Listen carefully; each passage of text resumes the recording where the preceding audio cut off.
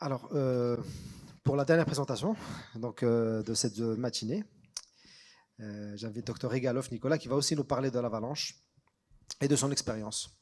Merci. Alors, euh, bonjour encore. Étant donné qu'on n'a pas beaucoup de temps, je vais aller juste sur quelques points essentiels pour compléter ce qu'a dit Abiba tout à l'heure, parce que sinon il y a énormément de slides qui font redondance, c'est pas très intéressant.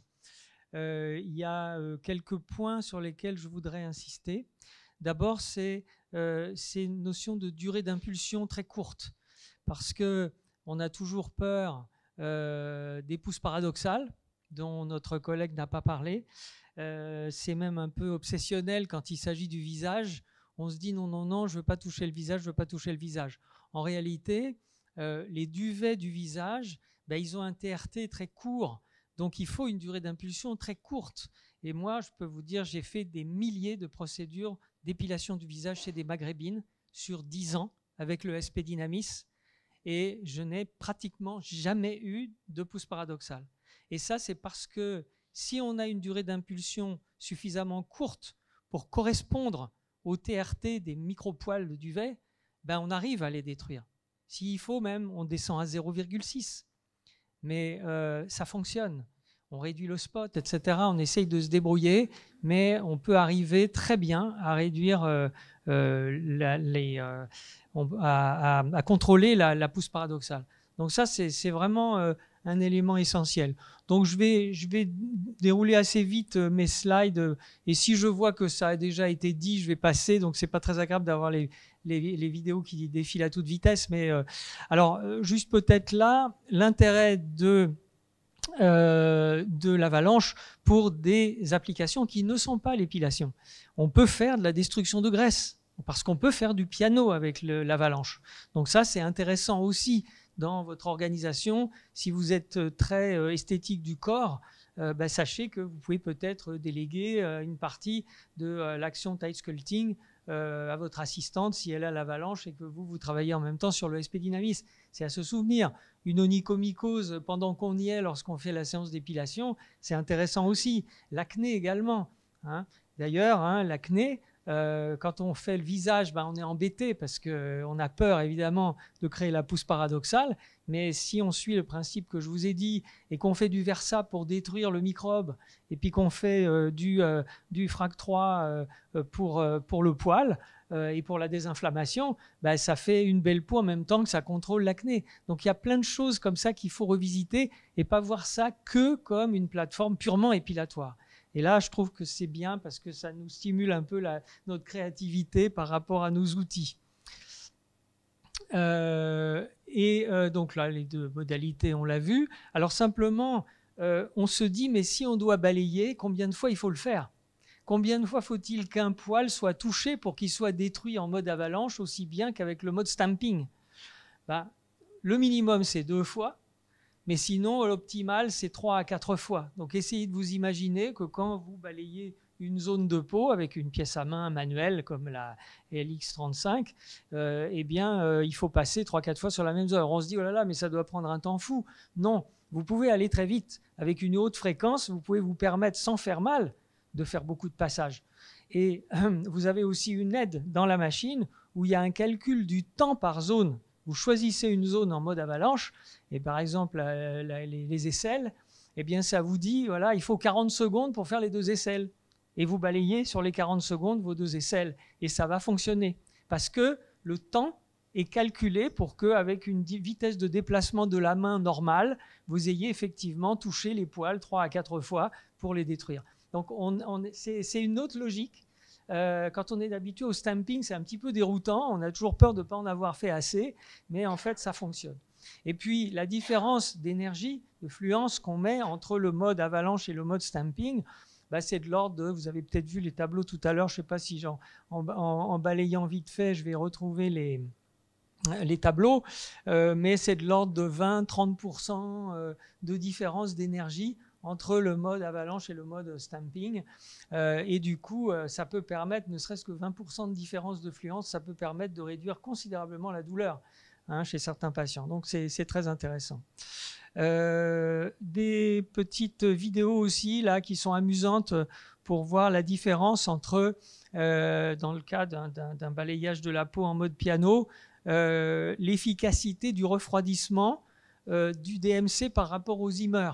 Parce que le Zimmer, c'est de l'air refroidi, c'est comme une clim à laquelle on a fixé un tuyau, ça fait de l'air froid, mais le DMC, l'air, il est à température ambiante.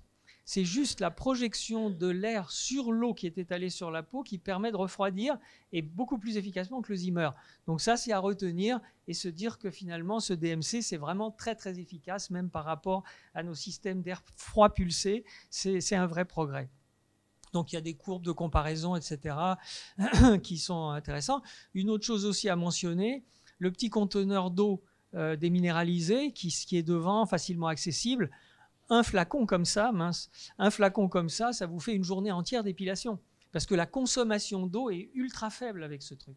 Donc c'est assez intéressant.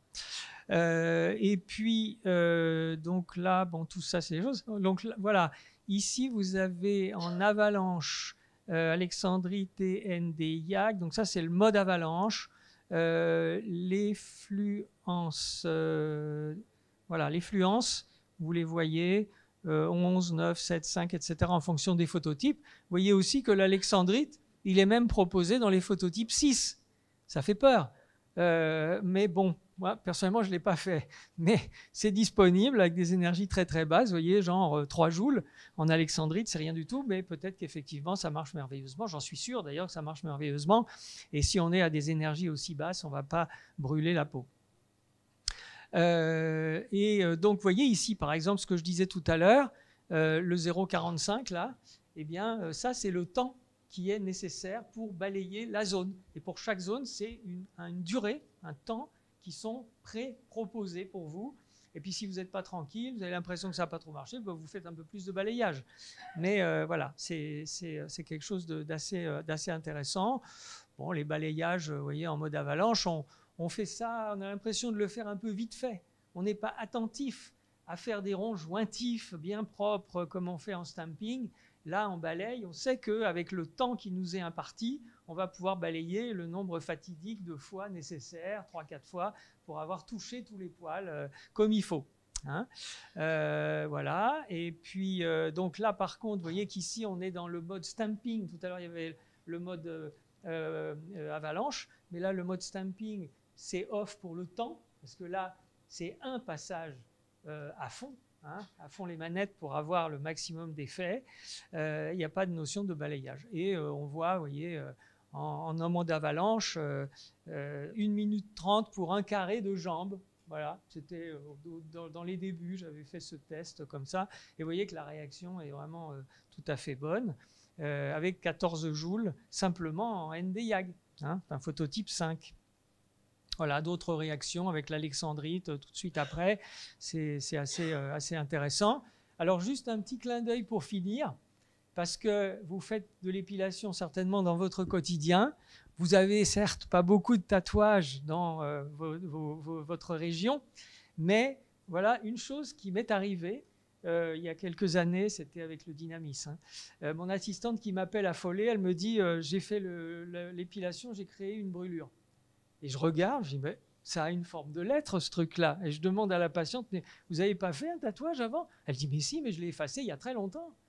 Et je croyais qu'il n'y avait plus rien. Alors, vous voyez un peu, ceux qui s'intéressent au détatouage, comment les pigments restent sous la peau ad vitam aeternam. Hein. Ça s'en va pas.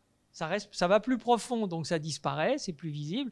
Mais il y a beaucoup, beaucoup du pigment qui est là dans la peau profond. Et quand on vient le chatouiller avec le ND-YAG, ben, on a des réactions comme ça d'œdème, qui sont amusantes parce que ça suit le contour du tatouage. Voilà, juste pour votre information. Donc, bon, on ne peut dire que du bien de cette merveilleuse plateforme et je vous encourage à l'essayer. Et surtout, cette possibilité avec le Matrix View de contrôler la température et l'efficacité du refroidissement, c'est vraiment 2 éléments remarquables dans cette machine.